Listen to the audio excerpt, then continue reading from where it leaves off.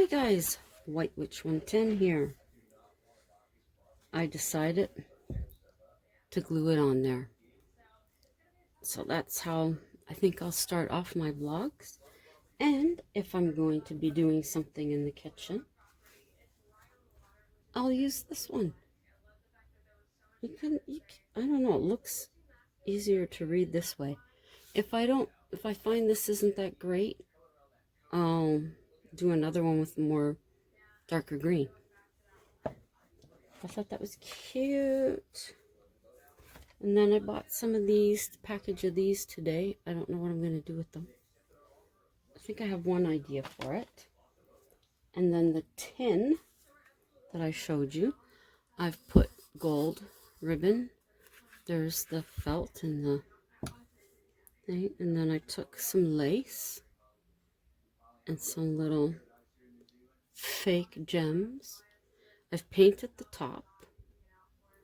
I did try twice with felt. Hated it. Took it off. So instead, I'm going to paint it, and I'm going to be using one of these on the top because they're pretty. And to show you something else, hubby today bought me this book.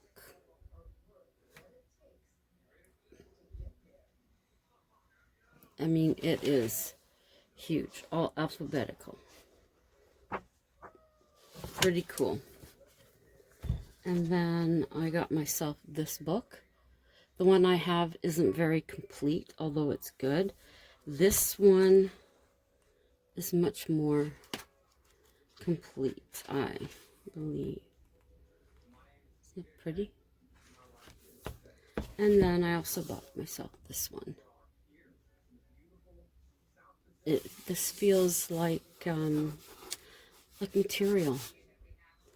And there's nothing like the good smell of a book. I love it. Now, amethyst is my favorite. And I do have a nice piece of amethyst that I will show you another time. Now, there are two stories that I will be sharing with you. Not this evening. I will be sharing on February 4th, the Black Donnellys, and on February 11th, Patrick James Whelan. I thought it would be kind of interesting to be talking about them on the anniversary of their deaths. There is another one that's May 14th. But I really do like that one, so I'll be likely telling you it before then. Now, last night, doing the questions from Bone Daddy 2 in regards to what happened the year I was born in Canada. And it had mentioned about the, what was it? The capital punishment, the hangings. And I said I was going to look into it, and that's exactly what I did today. Now, capital punishment in Canada. It dates back to when Canada was a French colony and continued after 1763 when it became a British colony. From 1867 until the elimination of capital punishment on July 14th, 1976. That's my sister's birthday, July 14th. 1,481 people received the death penalty. 710 people had been executed. 697 men and 13 women. The only method of capital punishment in Canada was by hanging after 1763. The last execution in Canada was at the Don Jail in Toronto on December 11th, 1962, and it was a double hanging. Arthur Lucas, 54, and Ronald Turpin, 29. This took place at 12:02 a.m. Marguerite Petrie, sorry if I'm pronouncing the last name wrong, it is a French name. She was the last woman to be hanged in Canada on January 9th, 1953. Mario Gaither would have been the last man to hang. He was sentenced on May 14th, 1976. Capital punishment for common crimes was abolished, so he was reprieved. Ronald Turpin received the death penalty for the killing of police officer Frederick Nash. Officer Nash had pulled him over for a broken tail light, but Turpin had been escaping from a bank robbery. Sorry, I'm just taking my reading socks off. So hot. Arthur Lucas was originally from Georgia. He received the death penalty for the murder of a Detroit police informant. The murder took place in Toronto. Now, Marguerite, she was sentenced to the death penalty as a conspirator to a mass murder. An airliner was bombed, killing all 23 people on board. She was the 13th woman to be hanged. She and Joseph Albert, sorry, I don't know how to pronounce the last name, again, it's French, bombed Canadian Pacific Airlines Flight 108 in Quebec. His wife was the intended victim. Marguerite was convinced to assist. This way, Joseph would bypass a divorce and collect the insurance so they could elope. After Confederation in 1867, punishable offenses were murder, rape, and treason. In 1868, hangings were moved to inside the prison instead of being public. 1870s, gallows were built 5 feet from the ground with a pit underneath instead of the scaffolding. Robert Brickdyke, social reformer, spoke out loudly against capital punishment. A member of Parliament in 1914 and 1916. He introduced a bill removing capital punishment for a life sentence. His view was it was an insult to religion, and more poor than wealthy people were convicted to it. Also, the chance of a mistake being made. Ross Thatcher, in 1950, as a member of Parliament, wanted to amend the criminal code to abolish the death penalty with Bill Number 2. He withdrew it due to negative discussions. In 1956, the Joint Committee of the House and Senate agreed capital punishment mandatory for murder. In 1961, murder was set to 2 classifications. Capital murder, meaning planned, deliberate, during a violent crimes or murder of a police officer or prison guard. Only these murders received death penalties. From former Prime Ministers Lester Pearson and Pierre Trudeau, the death sentence was commuted.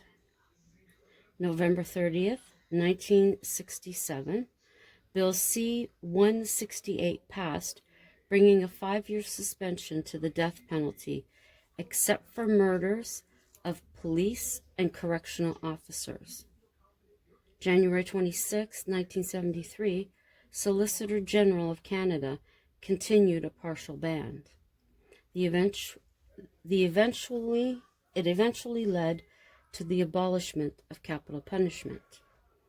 July 14, 1976, Bill C-84 passed by 130 to 124, making capital punishment part of our past. June 30th, 1987, a bill to restore the death penalty was introduced to the House of Commons. 148 to 127, it was defeated. First-degree murder carries a life sentence. Parole is not eligible until 25 years of the sentence has been served. During the First World War, 25 Canadian soldiers were executed for desertion, but 2 for murder. Most were shot for their offenses. Only 1 soldier was executed during World War II for murder. John Radcliffe was Canada's first executioner put on the federal payroll in 1892. He hung 150 people. He died February 26, 1911, at the age of 55 due to alcohol-related illness in Toronto. Arthur Ellis became the second official executioner following Radcliffe's death. This was in 1913, and in 1935 he botched a hanging of Thomasia Sario in Montreal. She was decapitated. In July 1938, he died in poverty. Camille Blanchard became the third. He was paid by the Quebec government. So I hope that was interesting for you. Some facts in regards to our criminal code. And let's see, superstitions. Beginner's luck. Usually a beginner will win because they have less stress. Find a penny, pick it up. Maybe a version of see a pin, pick it up all day long, you'll have good luck. See a pin, let it lie, your luck will pass away. Don't walk under a ladder. There are 2 beliefs on this. 1, the ladder forms a triangle when against the wall. Christians take this as the Holy Trinity. It would therefore be blasphemy to walk through it. Number 2, people felt it looked like medieval gallows. A black cat crossing your path. Simply put, there are witches familiar, a friend who assists them in magic. Others believed it was a witch taking a cat's form. Rabbit's foot will bring good luck. This talisman dates back to the Celtic tribe and also hoodoo. Bad luck comes in 3s. This one, basically, a couple of things will go wrong, and then everybody will be looking for something to be number 3. Careful with that mirror. It is believed that mirrors hold part of your soul. This is why, in some countries, mirrors are covered when someone dies, lest their souls be trapped. To reverse the bad luck, touch a piece of the broken glass to a gravestone, or grind the shards into powder. I'd never heard of that. The 666. This comes from Revelation, where it's said to be the number of the devil. At State University in New York, Philip Stephen believes it's a code, an equivalent to Hebrew letters for the first Roman Emperor Nero. Knock on wood. This may come from tales about good spirits and trees. It also could be from Christians regarding the cross. Wish on a wishbone. This dates back to the 1st century Romans.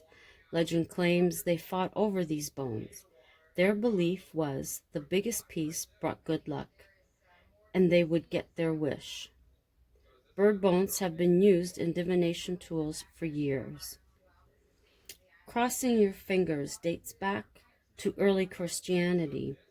Back in the day, two people would cross their index fingers together. As time went on, people began crossing their own fingers. No umbrellas open inside. One Roman woman opened an umbrella in her house just before her house collapsed, therefore making opening an umbrella bad luck. 2 British princes accepted 2 umbrellas and died within months. Friday the 13th dates back to the 1800s. Friday is unlucky because Christ died on a Friday. 13 has always been thought of as bad luck, possibly because there were 13 at the Last Supper. Some little tidbits for you.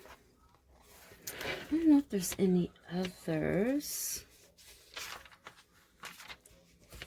for this evening. I think the other ones I have are pretty long. There is one though that's really bizarre, and let me find it. Okay, this is the one that is May 14th, but for some reason I like this one. Eldon House, and it's in London, Ontario. Am I right?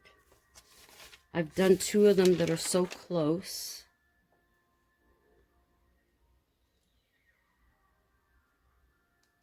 Hang on. Yes, it is. I'm right. John Harris was born in Devon, England in 1782. He came to Canada during the War of 1812. John was in the Royal Navy. He met and married Amelia Rise, June 28, 1815. In 1834, John began construction on a 2-story Georgian-style home. He and Amelia had 10 children in total. In the early years, Eldon House was known as Eldon Terrace. The staff was 5 men who maintained the grounds in the summer and 3 in the winter. 26-year-old Lieutenant Wyanett, I think that's how you say it, dated their daughter Sarah. On May 14, 1841, John and Amelia hosted a party at their home. The lieutenant assured Sarah that he would attend. On that day, he decided to go for a horseback ride before the party.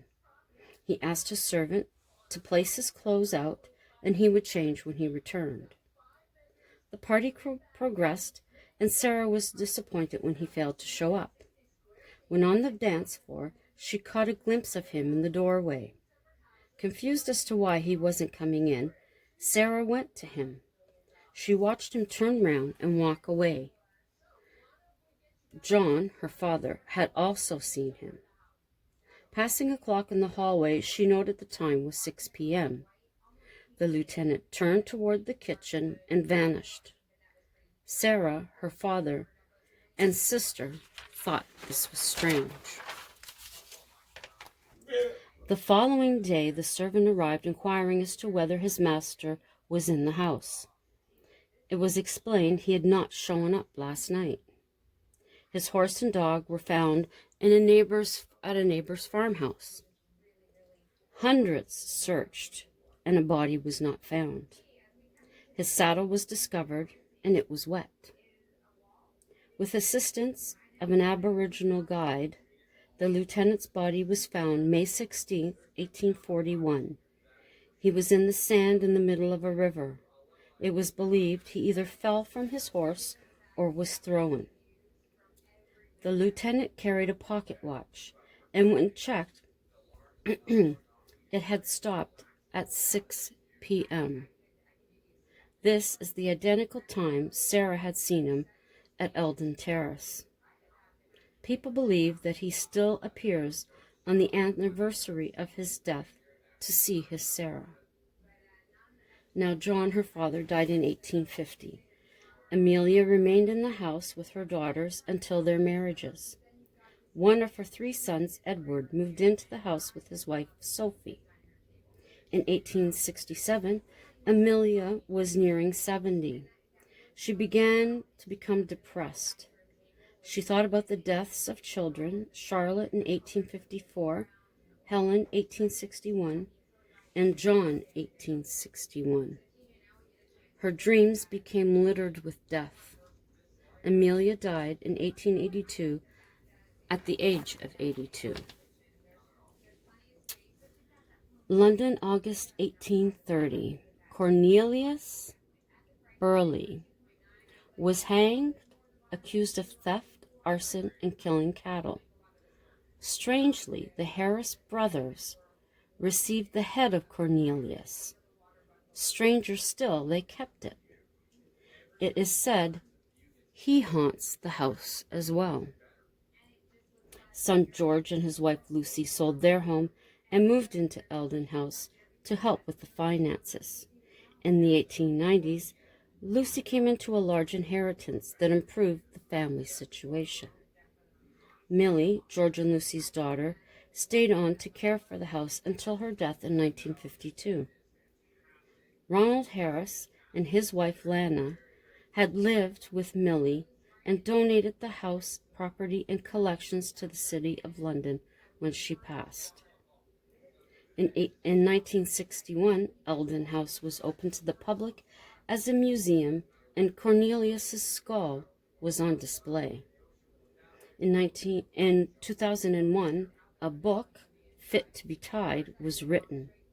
Distant relatives read the book and made arrangements to acquire his head. He was given a proper burial. And I believe the relatives were in the States. Now, when he was hung, the rope had broke, causing him to fall 20 feet. This is Cornelius.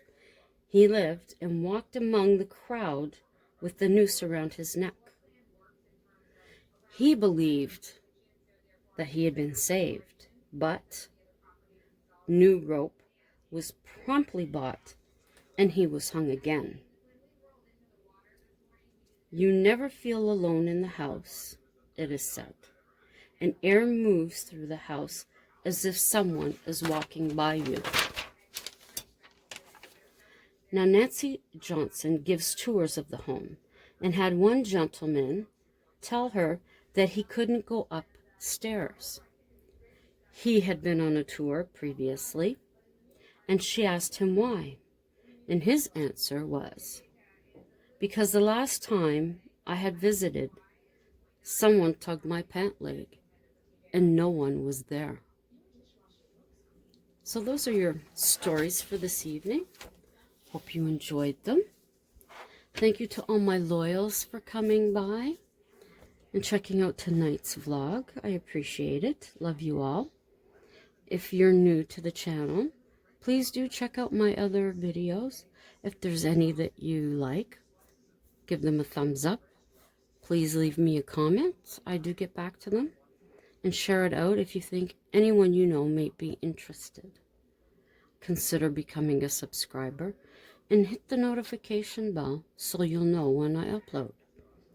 Have a rest of a great Friday evening and have a fabulous weekend. We'll meet here again tomorrow evening, and until then, ciao for now.